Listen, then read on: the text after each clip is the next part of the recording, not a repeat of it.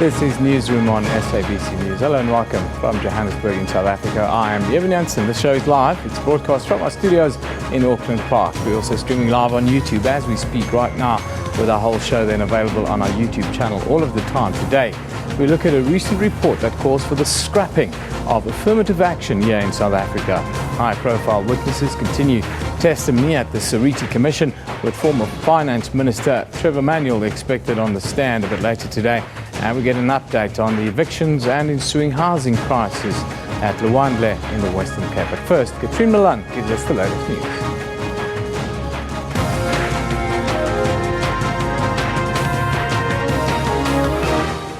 I'm Malan. Let's take a look at this morning's headlines. Former Finance Minister Trevor Manuel is expected to testify before the Seriti Commission of Inquiry today into the multi-million rand arms deal. Manuel was Finance Minister at the time of the 1999 deal. Yesterday, former Defence Minister Lwandle told the Commission that there was no corruption and bribery in the acquisition of arms worth billions of rands. President Jacob Zuma appointed the Commission in 2011 to investigate alleged corruption in the multi-billion rand deal. Mineral Resources Minister Newsroom says he would like the Labour Relations Act to be amended to allow the government to intervene if the strike on the platinum belt continues. He yesterday denied that he abandoned wage negotiations in the platinum mining sector, saying that he strongly believes they've done enough work for the parties involved to move forward independently. Human Settlements Minister Lindiwe Sisulu and Cape Town Mayor Patricia de Lille will visit the families evicted from Lwandle outside Cape Town today. The families are currently being accommodated in a local community hall after being evicted from land owned by the South African Roads Agency, SANRAL, last week. Moving abroad, President Barack Obama yesterday expressed surprise and dismay at the lack of congressional action on stemming gun violence, hours after yet another American community was jolted by a deadly school shooting.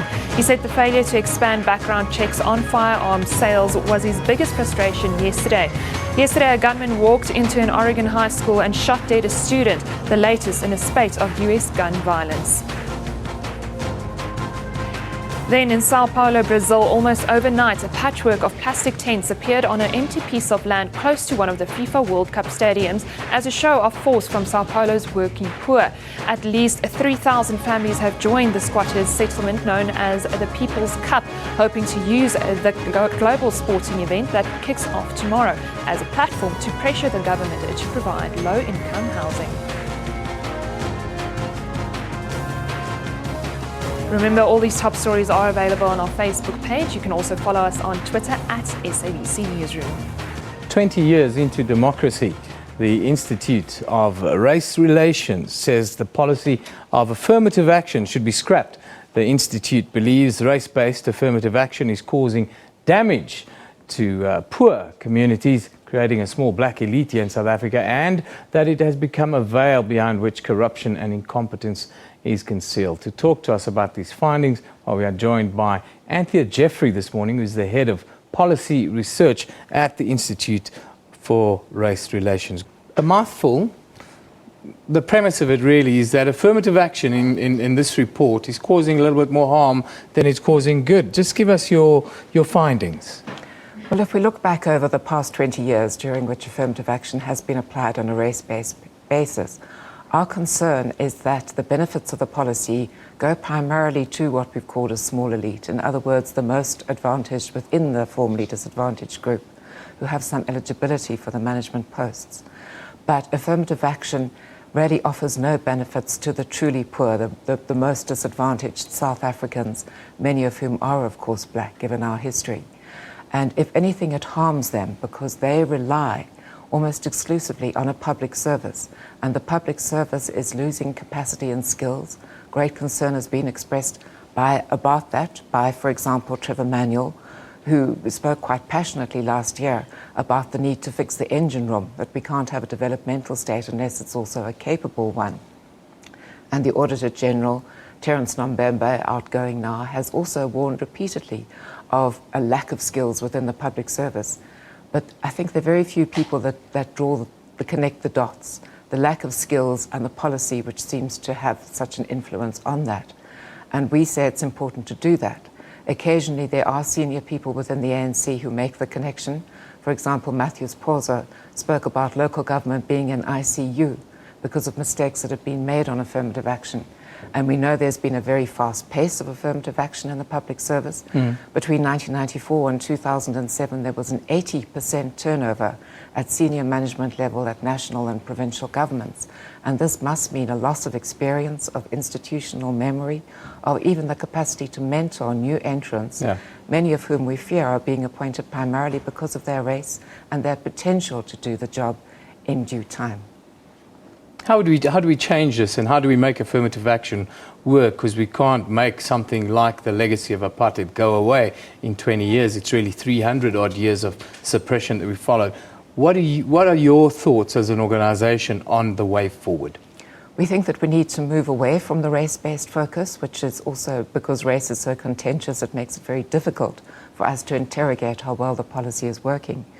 And that we should move rather to what we call economic empowerment for the disadvantaged, or EED, where the aim would be to target interventions at the truly disadvantaged, at the poorest of the poor, and to give them priority access to the building blocks of prosperity, which are excellent education, which unfortunately we don't have yet after 20 years. Also employment, and we have instead a crisis of unemployment, especially among the youth. Entrepreneurial capacity, which is very important to turn our small business sector into a thriving one. And this needs to be done against the background of rapid economic growth, which we believe would see millions of people moving upwards and into the middle class. Should this then be tied in with the new Ministry of Small Business that's been established by the President, in your opinion? If that ministry could achieve the kinds of reforms that are necessary, we believe this move away from the emphasis on racial quotas and demographic representativity. If they could also focus on the barriers to employment, and one of those are labour laws, which actually often price the unskilled out of work. And if they could do realistic initiatives to improve entrepreneurial capacity, that would be wonderful. But often that capacity depends on very good skills. And the good skills rarely come from good education. There was a study a little while ago by the Finmark Trust which said that those who really succeed at small business are people who've gone to good schools, good universities, had experience in the workplace, and then they go out on their own. And that's the recipe for success. And it's a good thing then that education is one of government's priorities going forward from here, and it should tie in with those principles. But you also mentioned in the report it being a veil for corruption in current South Africa. How do you see that, and what do you mean by that? Well, I think because of the determination to fill racial quotas and a law which actually says that people can be appointed on the basis of their potential rather than their existing capacity, what we have is very many people appointed into jobs who must find it very difficult actually to get to grips with them. I think it must be very hard for many individuals who put into posts without the knowledge and the experience that they need to be able to do them efficiently and effectively. And without the mentoring capacity in the public service as well, one fears that many of them are lost. Do many of them then, or some of them at least, begin to think, I won't really bother about the job? It's so hard for me to do. I don't really understand all the dimensions of it, but I do have a position of power. And it becomes a temptation, one fears, for people to use that position of power to feather their own nests. Perhaps also out of concern, as Mistra said a little while ago, that people appointed on that basis know they can't easily get jobs elsewhere. So they will feather their nests while they can. On that same side of the coin sits, I want to quote some Zimbabwean politicians who recently in the last week lashed out at the ANC, saying that the South African economy after 20 years is still completely white. How do you then transform that, and what do you say to those types of comments that from externally heaps a lot of pressure on South Africa then? Well, I don't think it's correct, first of all, to say that the economy is completely white. It's actually often a meaningless statement, because if you look at the ownership of our big corporations, they're primarily owned by institutional investors, by the big pension companies and so on. in whom black investors are increasingly playing a part. In terms of the management of companies, again, even in the private sector, there has been rapid affirmative action, not as rapid as in the state, but it has been there. And I think one must be realistic too, because the private sector doesn't have the cushion of tax revenue to rely on. And if you question the realism of the targets, the ANCCs that we should have African managers making up 75% of top senior, middle, junior management, because Africans make up 75% of the economically active population. But the economically active population includes everyone between the ages of 15 and 64 who work or want to work. Yeah. So it includes a number of very young people and some unemployed people who really can't be considered eligible for those posts. And if you re-examine it and you say, you look at economically active Africans of the right age group, which is 35 to 64 for management posts, they make up 36% of the economically active population.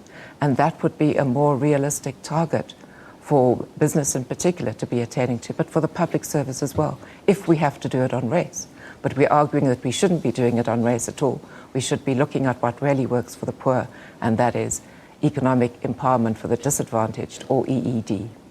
It's a very interesting discussion that I think will continue for the next couple of years. Thank you for joining us this morning. That's Anthea Jeffrey, who's the head of policy research at the Institute for Race Relations. Thank you once again. Thank you.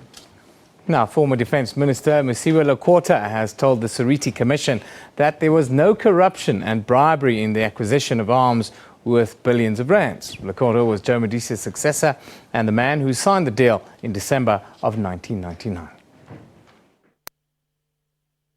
Lekota denied allegations of bribery and corruption. You were the chairman of the ANC as well as the Minister of Defence. Would it be a fair assessment that the arms deal was the political payback by Mr. Mbeki to your predecessor, Mr. Medice, for Mr. Medice's role in supporting Mr. Mbeki's ambitions to succeed President Mandela? The acquisition so carried out was well-founded, based on national interest as provided in the national constitution. And I cannot, therefore, support any proposal to the contrary.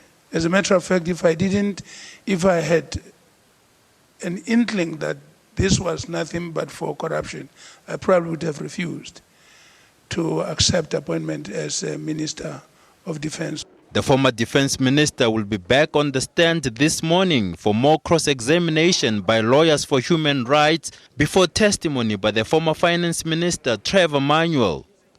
The hearing continues. Janji Chauke, SABC News, Pretoria. Well, our reporter Janji Chauke has been there for the whole week. He's still there live at the Sammy Mark Conference Centre in Pretoria, where the Seriti Commission is sitting. Another high-profile politician before the commission today, Trevor Manuel. More of the same? Is that the standard response now? More of the same, not much expected? Yes, we're expecting Trevor Manuel to really give details regarding how the arms deal was financed, what was the budget, if there was any, because one of the sticking points that's being raised by the arms deal critics and the activists is whether or not this arms deal was budgeted for.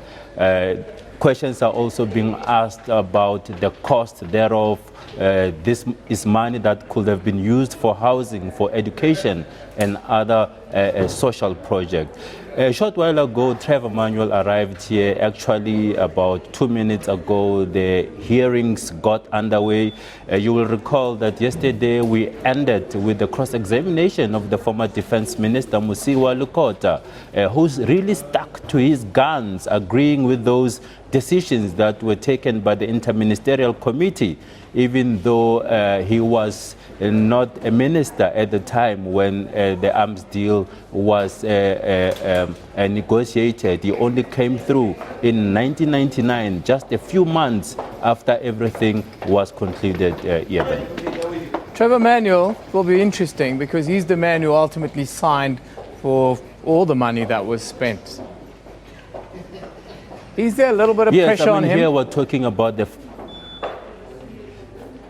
Yeah, thanks, Eben. Here we're talking about the finances. So the focus is really going to shift to Trevor Manuel because he's the most senior politician before that testimony by the former President Thabo Mbeki.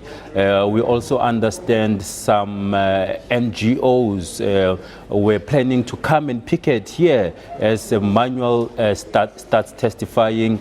The Right to Know campaign, you'll remember that pressure group that is well known for campaigning against the secrecy bill. They were trying to get permission to come and picket here, but the local Metro Police have denied them that permission because they are saying that tomorrow there is another march happening here in the capital, Pretoria.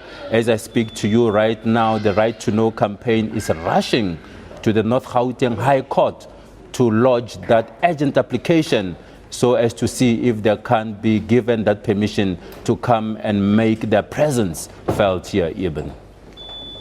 These high-profile members of our former cabinet members and so forth that have come to the dock, not much has come out in the last week, or not much of what was expected. Are we seeing a certain level of what can be described as comradeship in this?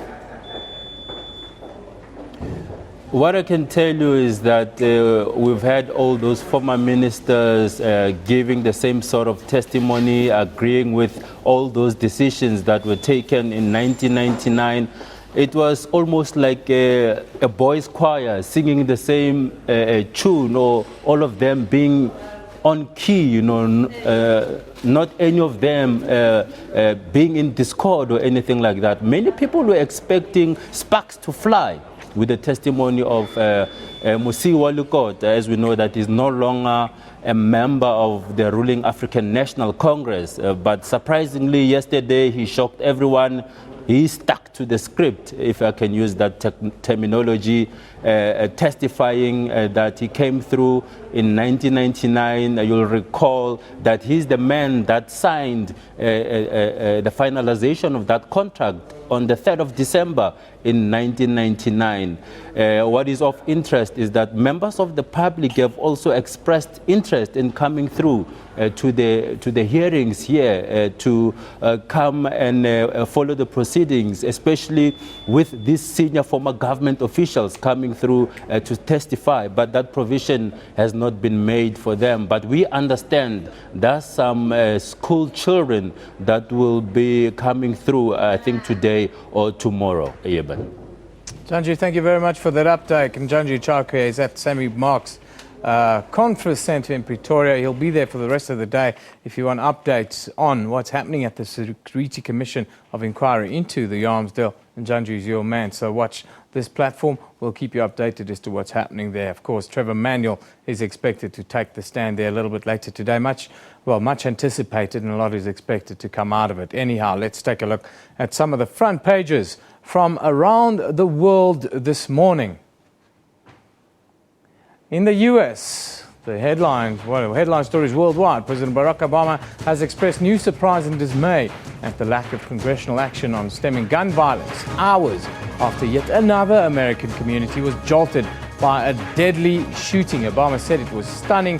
Congress couldn't pass laws making it harder to obtain firearms. In Brazil, of course, it's all eyes on the FIFA World Cup kicking off tomorrow, whereas in the United Kingdom, the Independent Islamic militants captured Iraq's northern capital, Mosul, in a devastating defeat for the Iraqi government.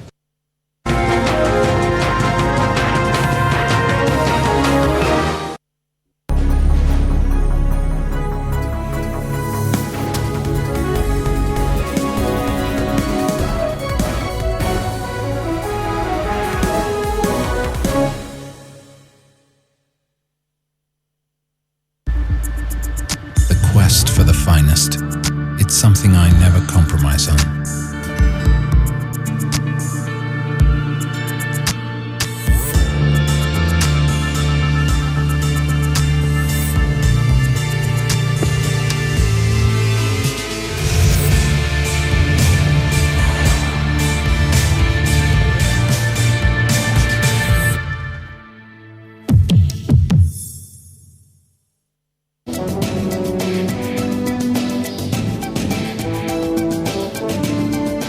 The shortage of nurses places those nurses who are working under such pressure. To have one registered nurse looking after a ward full of patients, of over 40 patients, is unreasonable. But Africa has made tremendous progress. In the year 2012, there were only 50,000 children. 50,000 children too many, but only 50,000 children that died of measles in the whole of Africa, compared to 330,000 in the year 2000. For all your health issues, join Dr. Sello every Saturday, 9 to 10 a.m. CAT. The Kenyan actress is the first from her country to win an Academy Award. Her Best Actress Oscar win has inspired many in Kenya. Nyong'o's victory has made the headlines in all of the country's newspapers. This was Nyong'o's first role in a film after she had completed postgraduate studies in America. Players in South Africa's music industry will attend the music exchange program in Cape Town, South Africa. We as Africans, we have to embrace what is unique about us and about our music. That's Afro Showbiz News, Saturdays, 7:30 p.m. on SABC News.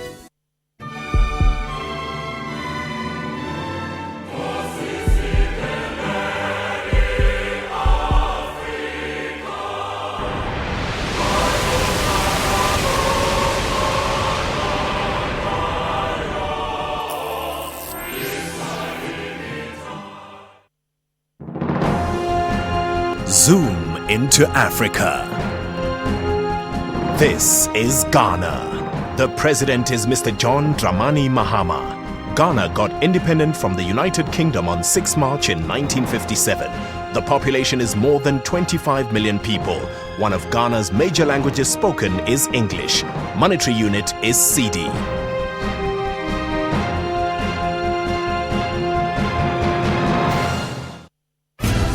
Africa is growing at a rapid rate. A huge part of this African growth is technological innovation.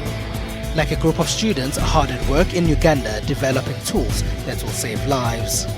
Or an African-developed payment method making the public transport industry cashless in Kenya. You book me through M-Pesa. There are apps only for people who live here. And the continent is accepting the growth of modern technology usage in people's everyday lives. The ICT revolution now belongs to Africa. This is information that matters to us. To find out a bit more about social media and technology news, join Ms. Phumelele Zondi every Sunday at 7:30 p.m.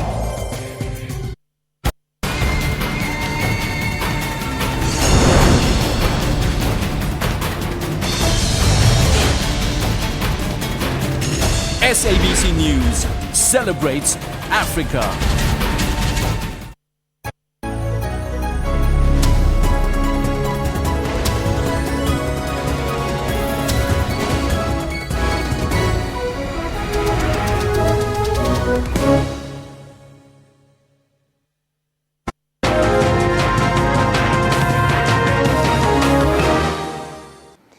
Welcome back here with Newsroom on SABC News. Civil society groups want government to declare drug-resistant TB a national public health emergency. The call was made at the opening of the 4th South African Tuberculosis Conference in Durban yesterday. A gathering of global experts on tuberculosis, here to discuss one of the leading causes of deaths worldwide. South Africa has the third highest number of cases reported after India and China. Over 300,000 people had TB last year. More concerning to health experts, the increase in cases of drug-resistant TB. In HIV, the tide was turned when eventually HIV was recognized for what it is. A threat to life on a massive scale, requiring a response on a massive scale.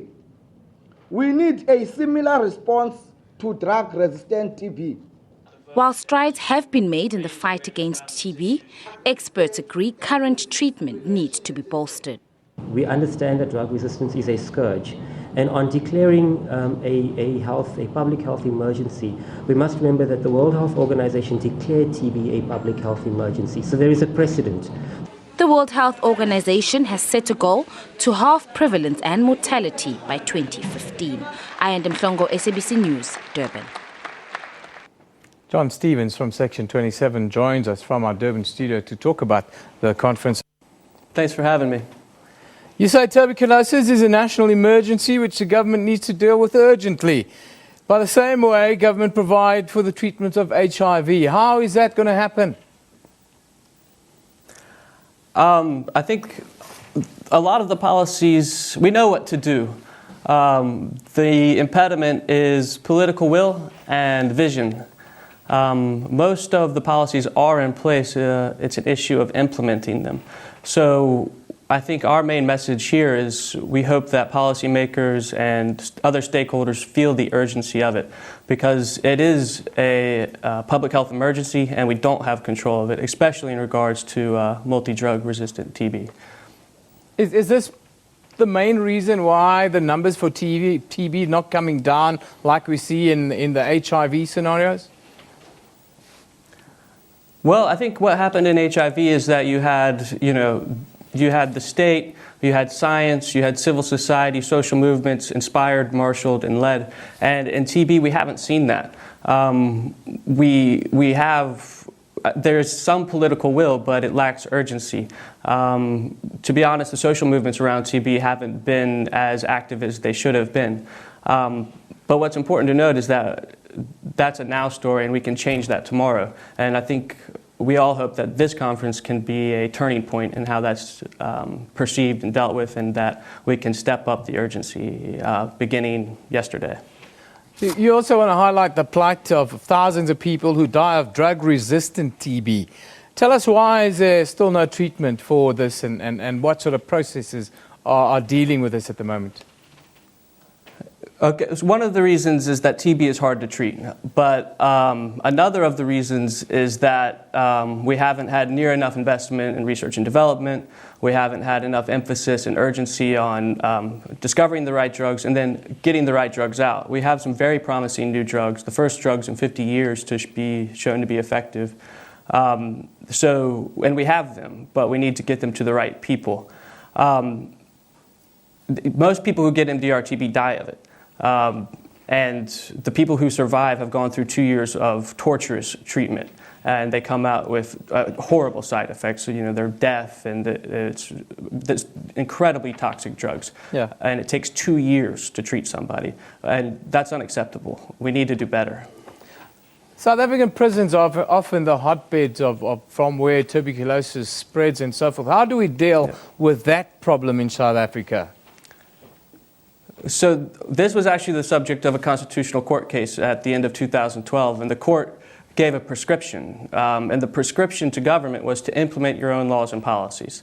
Those laws and policies call for reductions in overcrowding, which is out of control at this point, increased ventilation, which is a very simple and effective way to reduce transmission of TB, test people, screen people for tuberculosis, which we're now rolling that out, although too slowly, with an unprecedented influx of funds from the Global Fund. And treat people. Treatment is prevention, especially in prisons, where if you don't get control of infectious TB, people who are actively spreading TB, and treat them, then you're not going to be able to win. All those things must be done. Nothing's being done, or nothing near what needs to be done is being done on the ventilation and overcrowding issues. We're doing a little bit on the testing, we're doing something on the treatment, but it needs to be much more urgent and scaled up. Well, what about other areas of concern, places like the mines and even more worrying, probably some forms of public transport? Yeah, exactly. You can imagine why TB spreads in those places. They're confined, they're not ventilated, it's a lot of people together in one place. And we need to, those issues aren't being addressed the way they need to be addressed. And I don't think anybody can stand up and say that they are with a straight face. Our hope is that at this conference we can come to some major decisions and get some major commitment on addressing the TB in those areas. One thing to note is that in 2012, the National Strategic Plan on TB and HIV identified these things and said we must address them urgently. Over 2 years later now, we're not anywhere near our targets and very little has been done.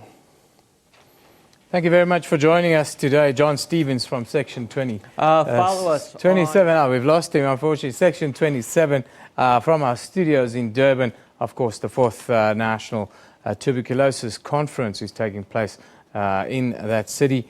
And, well, we'll keep you updated as to what comes out the rest of the week. It finishes on Friday now.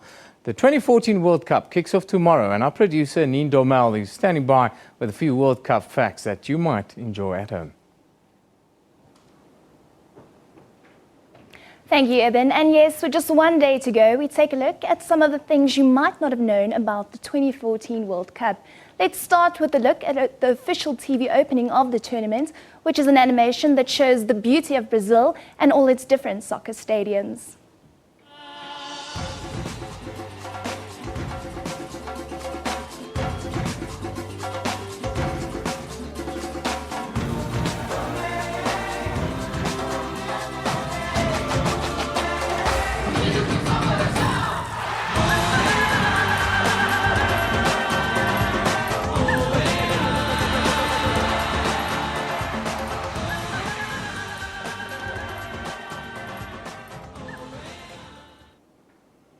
Now, every FIFA football tournament needs a mascot, and this time around, the crowd will be greeted by the friendly Fuleco.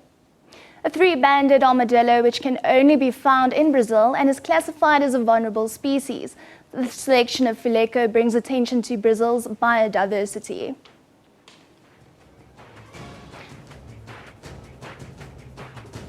Of course, it's also all about the money. Brazil will be hosting one of the most expensive World Cups since 1994. On the graph, you can see that the USA spent $30 million to host the tournament in '94, where Germany has since splashed out the most in the past 10 years after spending $6 billion in 2006. This year, Brazil has spent billions more on the tournament. Then this year, the first kick will not be made by any known person. It will be made by a paraplegic teenager in what is called a mind control exoskeleton suit. Now, in 2010, Paul the Octopus became famous for correctly predicting many of the games played and successfully guessing the results of 8 World Cup matches.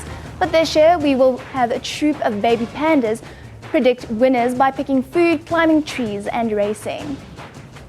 And we can't forget about the beer. Brewers are anticipating a beer boom from June 12th to the 13th of July, and they are expecting a 37% increase in beer consumption during the World Cup and a total sales of 1.8 billion reals. That's all from me. Back to you, Eben. Thank you very much, Anine. Some interesting snippets there. Only 37% increase in beer consumption for the month. I don't believe that. Yeah, in South Africa, we had 370% increase in beer consumption. Let's take a quick look on social media, what you're talking about right now. Be happy. It's almost World Cup, says Jerry. Yes, tomorrow it's the World Cup. That's what it's about. Christelle says, for the record, I prefer We Are One over La La La for the World Cup song. There we go. Of course, it's all subjective, my dear. Harold Johnson said, one more sleep, one more sleep. Yep, that's what my daughter would be saying. One more sleep, Dad. RG says, this is one World Cup Wayne Rooney is gonna own. Yeah, no, like every World Cup, the English will own it, unfortunately. There you have a wonderful picture of 3 of the big stars of the World Cup. Of course, Leo Messi, Neymar Jr. and Cristiano Ronaldo, the world's best player, or most expensive and best player, if you ask FIFA. Let's go for a quick update on our Facebook page. Of course, we love you to go there. If you haven't seen it today, you will see that the memorial service of former President Thabo Mbeki's mother, Epanet Mbeki, will be held in the Eastern Cape tomorrow. You can also read more on Social Development Minister Badabile Dlamini saying the child support grant will be expanded to include young people aged 19 to 23 years. And on the Reserve Bank, warning that export figures will be affected if the strike in the platinum sector continues. Human Settlements Minister Lindiwe Sisulu and Cape Town Mayor Patricia de Lille will visit the evicted families at Lwandle outside Cape Town today. The families are currently being accommodated in a local community hall after being evicted from land owned by the South African Roads Agency, SANRA, last week. They were supposed to move to a new site in Blackheath, but that community refuses to have shacks built in the area. The Human Settlements MEC, Bonginkosi Madigizela, will accompany the Minister and Mayor on their visit to the hall. Now, our assignments editor in Cape Town, Lumko Jimlongo, joins us in our C Point studio. Good morning, Lumko. Thanks for joining us. Good morning, Eben. This issue is dragging on and on and on. Today we've got another meet and greet, it seems. What can we expect and how is this blame game going to play out, you think? Well, you see, Eben, I think the latest developments which you've just spoken to, where the National Minister of Human Settlements as well as the local mayor, Patricia de Lille, going there together, I think it's probably one of the more positive sort of developments we've seen, because you'll understand and you'll remember that since the eviction, the sort of dominant factor in the headlines has been sort of he says, she says, finger-pointing exercise. So I would say this is probably the most positive sort of indication that now we have a national government and the provincial and indeed the city of Cape Town working together. I understand this stems from a meeting that they had last night, and I think the most important factor that people need to be focusing on is the fate of those people and not to play the blame game at this stage. Now, Helen Zille and Lwandle, they've sort of squared off on this one a little bit, accusing Helen Zille that she would have been there before the election, but she's been absent since. How is that story playing out? Well, look, Eben, there's a lot of stories that sort of come on the sidelines when such things happen, which is a pity, really, because, like I said earlier on, the big story here is that you have literally hundreds of people who are stuck in a community hall. They had places to stay. Yes, it might not be the most ideal, but they had a place to call home, and now they're stuck in a community hall. And I think any sense of leadership should come in sort of giving direction to that, and not indeed having sideshows on the side. But be that as it may, it would be expected that such situations could be used or may be used for you'll also remember that we've got local government elections coming up. So politicians, being politicians, would sometimes want to sort of use such situations to sort of get the ball rolling in terms of campaigns for elections. And there's sort of immediate future now for these people. Blackheath don't want them. Does SANRAL have space? What's going to happen with the affected? The issue with the Blackheath situation, we understand that the land that SANRAL owns there has been zoned for road construction or a connecting road. Now, legislation states that you can't just willy-nilly just change. I mean, you have the land, but you've applied for it for road construction. You can't now, if you want to make it for human settlements, you have to reapply, and that process comes with a lot of community engagement and public participation sessions as well. So it's highly unlikely that the Blackheath situation will pan out. But from what we understand, the proposal that may be brought forward today, resulting from the minister and the mayor's engagements with the community, would be that the people be allowed to stay on the land they were evicted in the first place, whilst a more suitable land that the city can service be made available. And the city, I understand, has also committed that they will give them the emergency kits and the assistance needed to rebuild those structures. So it's most likely that today those people will be told or should start moving back to the original land, and then whilst the powers that be sort of try to find a more permanent solution to their debacle. Lumko, other than the bad weather, what are the other news coming out of the city? Well, today, the weather seems to have cleared.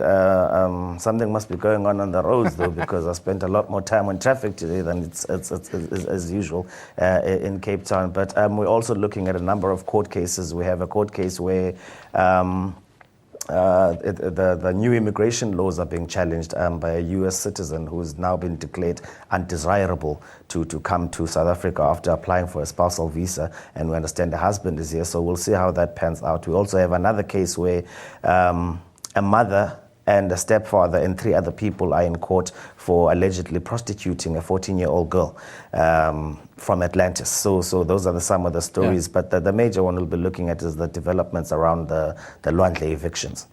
And finally, we all know someone who's been affected by cancer in one way or another, and we're all aware of the emotional and physical challenges involved, not even mentioning the medical expenses. Some aren't even fortunate as others to have the benefit of medical insurance, and things could then become pretty tough. Last month, we brought you a story of Justin van Vuren, a young man on a mission of becoming a caveman, and with that helped raise funds for cancer. He's back this month to show us his progress. There have also been some significant changes, not only to his appearance. The Cancer Association of South Africa has withdrawn themselves from Justin's journey and is now on the lookout for other beneficiaries. We're also joined by former Cloud leading lady and a cancer survivor, Cindy Alt. Justin, let's start with you. Yeah. They say no good deed will go unpunished in this life. Yeah. Your beard is growing nicely, but you've got a bit of a standoff with who you're going to support and who's going to benefit from your exchange. Tell us what's happening. Yeah, so lots happened in the last month. I mean, not just the facial hair has been growing, but friendships and other beneficiaries and other things like that have come into play. And Movember's had a bit of a standoff saying that I'm not allowed to grow my facial hair and support cancer, which is the Association of South Africa. So I've had to withdraw myself from Cancer Association, and I'm now looking at other beneficiaries. One of them being Choc, but I'm still trying to finalise that. But you know, yeah, it's funny when you try to do something out the good of your heart, how it comes back and bites you a little bit. But cavemen aren't going to disappear. We're still going to be around. Yeah. I'm going to still be here for the next year, growing my hair and my beard for the cause. And yeah, I'm sure. Women love cavemen, darling. Yeah, there you have it. Now, Cindy, last week we celebrated World Cancer Survivor Day, and you're a cancer survivor. Yes. Just tell us how the Big C has changed your life and your outlook. Well, I think anybody who doesn't get some kind of benefit from it was not sort of seeing the whole big picture. I've always said that it was a gift to me because it definitely taught me to live in the moment. Mm. It taught me not to sweat the small stuff. Yeah. And it also made me much more compassionate. I was a little bit harder before I got cancer. I was living in America. I had to be strong and powerful. Yeah. And I think it took away a tiny bit of my humanity. And then having had that and being stricken absolutely almost deaf, dumb and blind, you can't do anything. That is it. You're lying on that bed and there's nothing you can do about it. And you accept that and say, okay, finally I'm going to surrender and know that I've got to fight, but I've also got to surrender to this thing. Yeah. And so it gives you a different perspective. Young men, crazy young men like this gentleman we have here, who go out and go the extra mile to help those in need. How does that play out when you're suffering from the disease and you look out into the world and this is what you see? This is empowering to you and gives you hope, and it gives you an idea that there are other people in the world who are aware of your plight, because you feel very alone. When you're sick in that bed, no matter how many nurses and doctors and people visit, you're alone with you and that cancer, you know. And just knowing that there are other people fighting alongside you, that gives you hope. Yeah. Justin, in this case, you've now been hit with a bit of red tape. You're not allowed to use facial hair to raise money for cancer. Only Movember is allowed to use that. What do you say to that? In the end, we're all fighting this disease. It seems to me as if the 11 billion rand that is raised is at stake, or is the thing that's at play here. You know, Eben, as I said, when I started this project out, I just wanted to make a difference in the beginning. And we've had a lot of people come on board and offer their help. I've had PCF attorneys come on board with me. They're backing me 100% if there's any worries and stuff like that. We've also got other people who are involved that are helping us out with everything that we do. So, you know, it's not just me. I've got some guys in Durban as well who are also growing their beards now. Funny enough, they said to me, hey, this is a great idea. How can we grow our beard? How can we grow our hair and live like cavemen for a year? And I said, guys, there's no, you know, at this moment in time, you can do whatever you like as long as you promoting what I'm trying to do and try and get the word out there. And just, you know, a year is a long time and people don't realize how long it is. And in a year, you can make such a difference if you just give a little bit every single day, you know? Yeah. And it's not, we're not an organization or a company or whatever.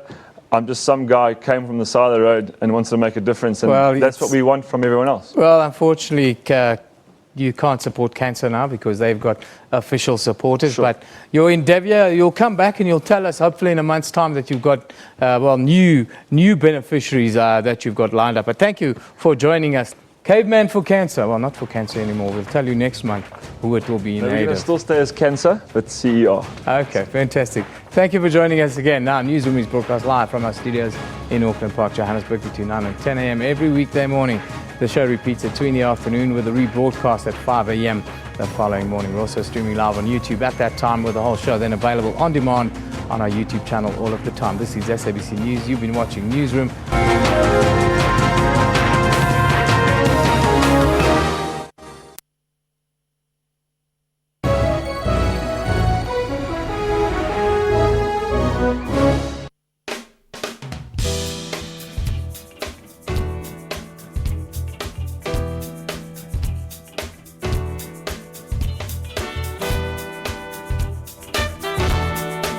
Our base today is the Assemblage Artist Studios in Newtown, Johannesburg. This is the Art Bulletin. Welcome to it. My name is Dumisi Dumedi. Thank you so very much for staying with us.